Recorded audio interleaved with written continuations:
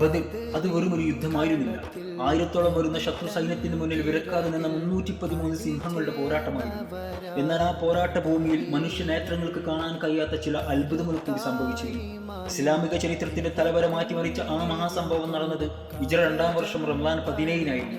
അത് വെറും ഒരു യുദ്ധമായിരുന്നില്ല, മറിച്ച് സത്യവും അസത്യവും തമ്മിലുള്ള പോരാട്ടമായിരുന്നു.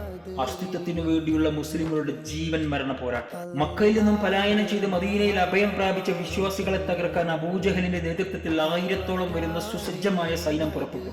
മറുവശത്ത് വെറും 313 പേർ. ആയുധങ്ങളില്ല, കുതിരകളില്ല, ആൾബലവുമില്ല. പക്ഷെ അവരുടെ ഉള്ളിൽ ഒന്നേ ഉണ്ടായിരുന്നുള്ളൂ, അചഞ്ചലമായ ഈമാൻ.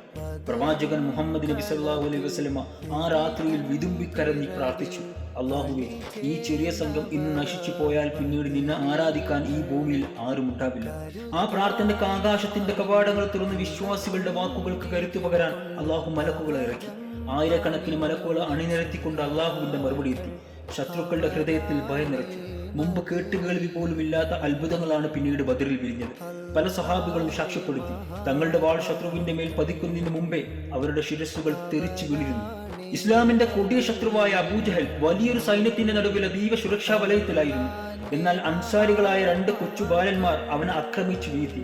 ആ വീഴ്ചയ്ക്ക് പിന്നിൽ ഒരു നിഗൂഢതയുണ്ടായിരുന്നു. ആ കുട്ടികൾക്ക് അത്രയും വലിയ സുരക്ഷാ വലയം ഭേദിക്കാൻ എങ്ങനെ കഴിഞ്ഞു? അവിടെയാണ് അള്ളാഹുവിന്റെ അദൃശ്യമായ സഹായമെത്തിയത്. അവന്റെ ശരീരത്തിൽ സാധാരണ വാൾ കൊണ്ടുള്ള മുറിവുകൾക്ക് പുറമെ ഇടിമിന്നലേറ്റതുപോലെ കരിഞ്ഞ പാടുകൾ കാണപ്പെട്ടിരുന്നു.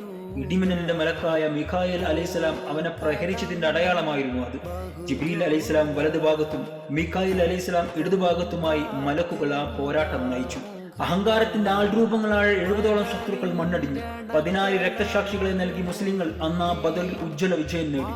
ബദർ ഇന്നും നമ്മോട് വിളിച്ചു പറയുന്നു, പടച്ചവന്റെ തുണയുണ്ടെങ്കിൽ ഏത് വൻ ശക്തിയെയും നമുക്ക് അതിജീവിക്കാം. ഇന്ന് ലോകത്തിന്റെ മുന്നിൽ ബദർ നൽകുന്ന സന്ദേശം ഇതാണ്: നിങ്ങൾ ഒരു സത്യവിശ്വാസിയാണെങ്കിൽ നിങ്ങളാണ് ഉന്നതന്മാർ. ആ ചരിത്ര വിജയം ഇസ്ലാമിന് നൽകിയത് ഒരു പുതിയ അസ്തിത്വമാണ്. ആ ധീരരായ ശ്രോതാക്കളുടെയും പ്രവാചകന്റെയും പാതയിൽ അള്ളാഹു നമ്മയും ഉറപ്പിച്ചു നിർത്തട്ടെ. നീണം ചീറ്റി